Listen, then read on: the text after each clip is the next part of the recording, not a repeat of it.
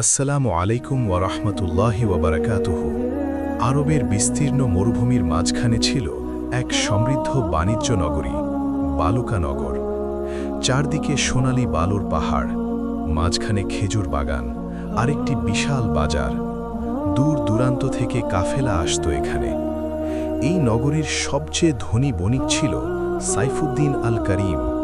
তার ছিল অসংখ্য উটের কাফেলা, মশলা, রেশম, সুগন্ধি তেল, মূল্যবান পাথর। তার প্রাসাদ ছিল শহরের প্রান্তে উঁচু স্থানে, যেন পুরো নগর তার পায়ের নিচে। মানুষ তাকে সম্মান করত, কিন্তু ভালোবাসত না, কারণ সাইফুদ্দিন ধনী ছিল কিন্তু বিনয়ী ছিল না। যৌবনে সে ছিল সাধারণ উট চালক। রোদে পুড়ে বালুঝড়ে পথ হারিয়ে বহু কষ্ট করেছে। সেই কষ্টই তাকে শিখিয়েছিল ব্যবসা। কিন্তু আল্লাহ যখন তাকে ধন দিলেন, সে ধৈর্য ভুলে গেল। প্রথমে সে বলতো, সব আল্লাহর দান। পরে বলতো, আমার বুদ্ধি না থাকলে কিছুই হতো না।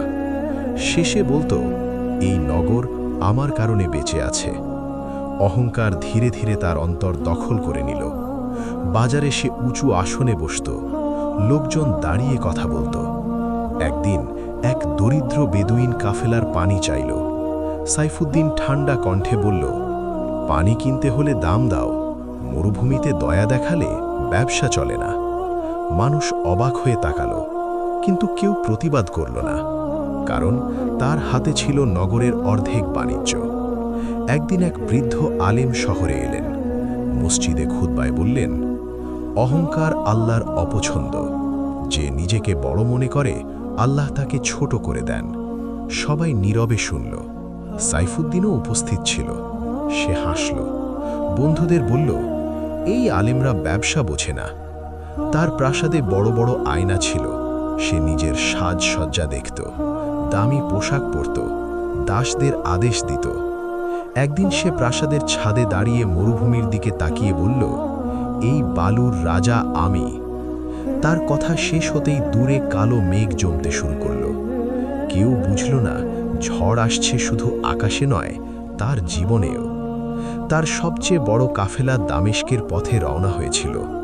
উটে বোঝাই ছিল মূল্যবান পণ্য। মাঝপথে ভয়ঙ্কর বালুঝড়। কাফেলা পথ হারালো। অনেক উট নিখোঁজ। খবর এলো, অর্ধেক মাল নষ্ট। সাইফুদ্দিন রেগে আগুন, অযোগ্য লোক। কিন্তু ক্ষতি শুরু হয়ে গেছে। যে বেদুইন পানি চেয়েছিল, সে ফিরে গিয়ে বলেছিল, ধন আছে, দয়া নেই। ধীরে ধীরে লোকজনের মনে ক্ষোভ জমতে লাগল। ব্যবসায়ীরা অন্য শহরের সঙ্গে চুক্তি শুরু করল। সাইফুদ্দিনের ওপর নির্ভরতা কমল, কিন্তু সে বুঝল না। সে ভাবল, আমি ছাড়া এরা টিকবে না। এক রাতে তার গুদামে আগুন লাগল। দামি মশলা আর রেশম পুড়ে গেল। প্রাসাদের জানালা দিয়ে আগুনের লাল আলো দেখা যাচ্ছিল। মানুষ বলল, অহংকারের আগুন। সাইফুদ্দিন দাঁড়িয়েছিল নিশ্চুপ। তার চোখে প্রথমবার ভয়। তার ছেলে বলল, পিতা, আল্লাহর ভয় করুন, মানুষের সাথে নম্র হন। সে চিৎকার করে বলল, আমি যা হয়েছি নিজের শক্তিতে। সেই রাতে সে ঘুমাতে পারল না। স্বপ্নে দেখল সে মরুভূমিতে একা হাঁটছে। তার প্রাসাদ বালুর নিচে ডুবে যাচ্ছে। কেউ তাকে ডাকছে, অহংকারী, কোথায় তোমার সম্পদ? সে ঘুম ভেঙে উঠে হাঁপাতে লাগল। পরদিন বাজারে লোক কম, কাফেলা আসছে না, ঋণের দাবি বাড়ছে। তার মুখের অহংকারে ফাটল ধরেছে, কিন্তু এখনও সে সেজদায় যায়নি। সাইফুদ্দিনের প্রাসাদে আগের মতো আলো জ্বলত না। গুদামের আগুনে ক্ষতি, কাফেলার লোকসান, বাজারে সুনামের পতন, সব মিলিয়ে তার মুখের আত্মবিশ্বাস ফিকে হয়ে গেছে। কিন্তু অহংকার সহজে মরে না। আরেকটি বড় কাফেলা ইয়েমেনের পথে পাঠানো হলো। সে বলল, এইবার সব পুষিয়ে যাবে। কিন্তু মরুভূমি ছিল নির্মম। ডাকাতদের আক্রমণ, রাতের অন্ধকারে লুটপাট, উট ছড়িয়ে পড়ল বালুর মাঝে। যারা ফিরে এলো, তারা বলল, আমরা প্রাণে বেঁচেছি, মাল বাঁচেনি। সাইফুদ্দিনের হাত কাঁপতে লাগল। তার গর্ব যেন বালুর মতো আঙুল ফাঁক দিয়ে বেরিয়ে যাচ্ছে। যে বাজারে তার নামেই দর কষাকষি হতো, আজ সেখানে নতুন বণিকরা জায়গা নিয়েছে। লোকজন বলতো ওর ধন ছিল কিন্তু বিনয় ছিল না। কেউ আর তার প্রাসাদে আসে না। দাসেরা চলে গেছে। আঙিনায় নীরবতা। এক সন্ধ্যায় সে প্রাসাদের ছাদে দাঁড়িয়েছিল। সূর্য ডুবে যাচ্ছে বালুর পাহাড়ের পেছনে। কখনো সে বলেছিল, এই বালুর রাজা আমি।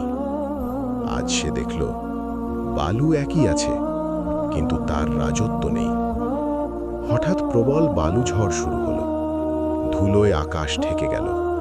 সে নামতে গিয়ে হোঁচট খেল। প্রাসাদের সিঁড়িতে পড়ে গেল। প্রথমবার সে নিজেকে অসহায় মনে করল। ঝড় থামার পর সে শহরের ছোট মসজিদের দিকে হাঁটল। বৃদ্ধ আলেম তখনও সেখানে ছিলেন। সে মাথা নিচু করে বলল, আমার সব হারিয়ে যাচ্ছে। আলেম শান্ত কণ্ঠে বললেন, তুমি সব পেয়েছিলে, কিন্তু আল্লাহকে ভুলেছিলে। ধন আল্লাহর পরীক্ষা, অহংকার তার ফল নয়। সাইফুদ্দিন কাঁপা গলায় বলল, আমার জন্য কি ক্ষমা আছে? আলেম বললেন, দরজা সব সময় খোলা, যতক্ষণ প্রাণ আছে। কিন্তু সবকিছু ফিরিয়ে আনা সহজ ছিল না। ঋণ শোধ করতে প্রাসাদ বিক্রি করতে হলো। উটের কাফেলা বিক্রি হলো। দামি পোশাক গেল। যে মানুষ উঁচু আসনে বসত, আজ সে সাধারণ পোশাকে বাজারে হাঁটে। লোকজন তাকায়, কিন্তু আর ভয় পায় না। একদিন সে মরুভূমির প্রান্তে বসেছিল। হাতে ছিল পুরনো একটি খেজুর, চোখে শূন্যতা। সে আকাশের দিকে তাকিয়ে বলল, আমি নিজেকে বড় ভাবতাম, অথচ আমি কিছুই নই। সেই রাতেই সে অসুস্থ হয়ে পড়ল। কেউ আর তার পাশে ছিল না, না দাস, না ব্যবসায়ী, না প্রশংসাকারী, শুধু তার ছেলে। সে ছেলের হাত ধরে বলল, বিনয় ছাড়া ধন অভিশাপ। মানুষের ওপর গর্ব করিস না, আল্লাহর সামনে মাথা নিচু রাখিস। তারপর তার চোখ ধীরে ধীরে বন্ধ হয়ে গেল। জানা যায় লোক এসেছিল, কিন্তু সেটা তার সম্পদের জন্য নয়, একটি শিক্ষার জন্য। মরুভূমির বাতাস বয়ে যাচ্ছিল নীরবে। যে প্রাসাদ একসময় আকাশ ছুঁয়েছিল, আজ তার জায়গায় বালু জমেছে। চূড়ান্ত শিক্ষা।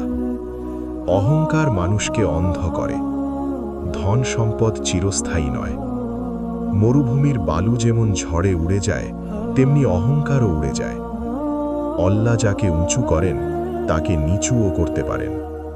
সাইফুদ্দিন দেরিতে বুঝেছিল, ধন মানুষকে বড় করে না, বিনয়ে বড় করে। মরুভূমি আজও আছে, বালু আজও ওড়ে, কিন্তু সেই অহংকারী বণিকের গল্প মানুষ আজও বলে, সতর্ক বার্তা হিসেবে।